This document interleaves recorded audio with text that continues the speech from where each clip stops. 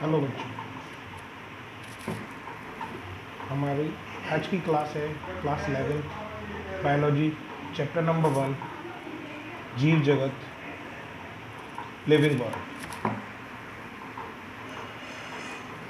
अध्ययन की दृष्टि से जीवों को उनकी शारीरिक रचना, रूप और कार्य के आधार पर अलग अलग वर्गों में बांटा जाता है। जीवों का वर्गीकरण करने के प्रमुख कारण यही हैं।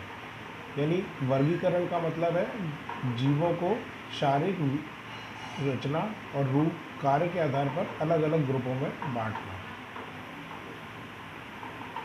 उनके गुण क्या क्या हो सकते हैं जिनके आधार पर हम उन्हें वर्गीकृत करते हैं। जीवों की सरलता से पहचान हेतु, उनके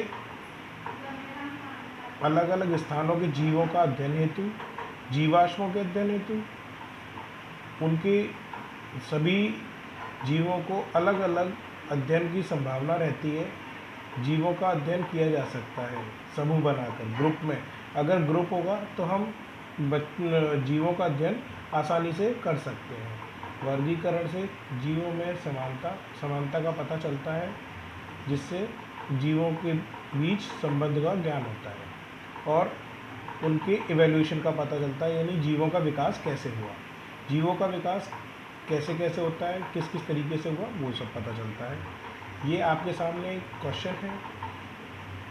इसमें आपको सबसे छोटी इकाई से लेकर बढ़ते हुए क्रम में चलना है।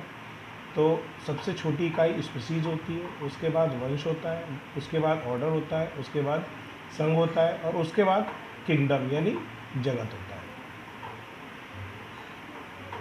जाति स्पीसीज क्या है?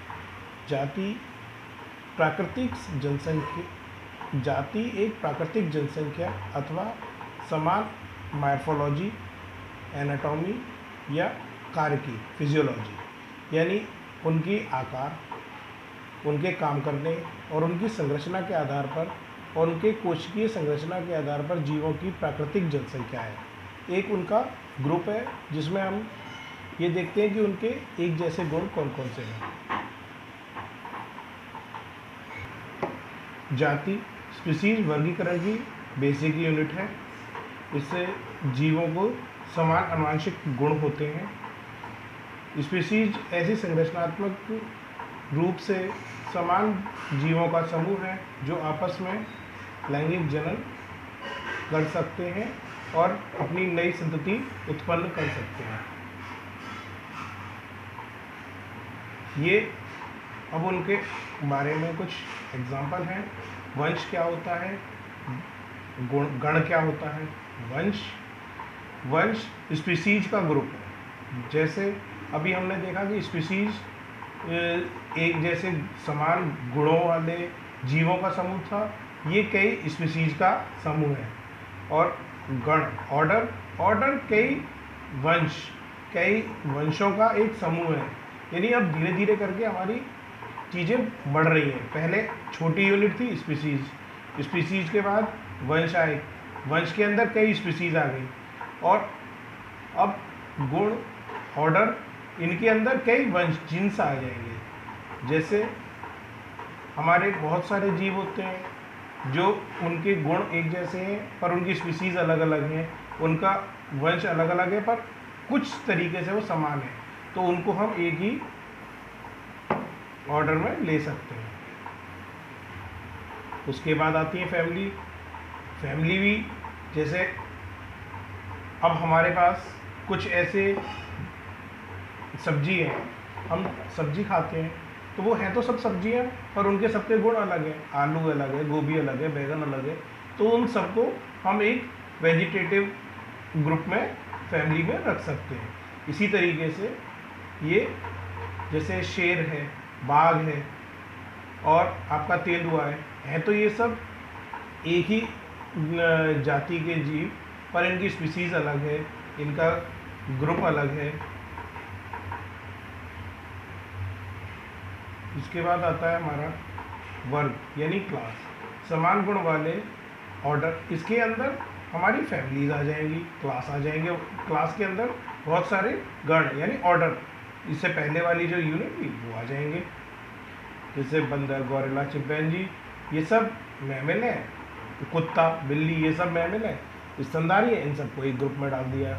अब इसके बाद आता है फाइलम यानी संघ। इसके अंदर कई सारे जीव, जैसे कुछ मैमल, मैमल यानी हमारे स्तनधारी, कुछ सरीसृप, कुछ उभयचर या इस तरीके के जीव, रेप्टाइल्स, पक्षी, इन सबको जिनके गुण एक जैसे हैं, जानवर, तो वो सब एक ग्रुप में आ गए। इसको बोलते हैं फाइलम। ये एक एग्जाम्पल है मनुष्य का और आम का, उनके पदानुक्रम में। ये आप लोग आराम से देख लेना। इसके बाद पौधे और जीवों के कुछ अंतर हैं। ये आप देखिए, पौधों में और जंतुओं में क्या अंतर होता है।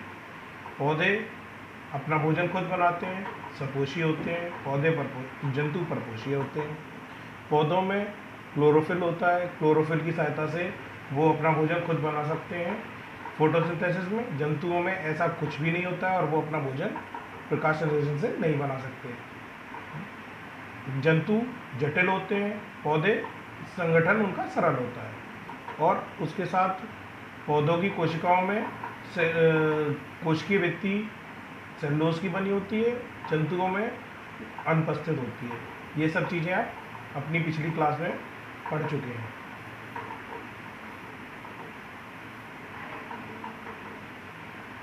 अब सजीवों के लक्षण।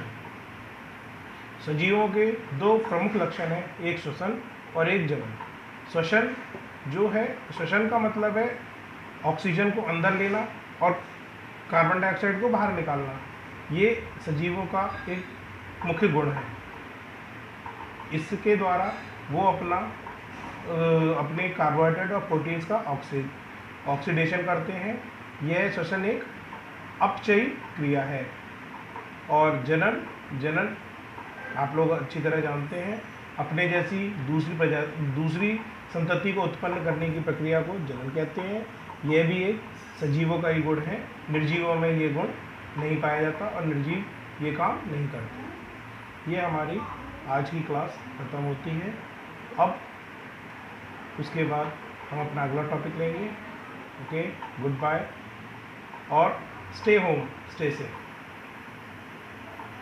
घर पे रहिए, ठीक रहिए, स्वस्थ रहिए और कोविड से बच के रहिए।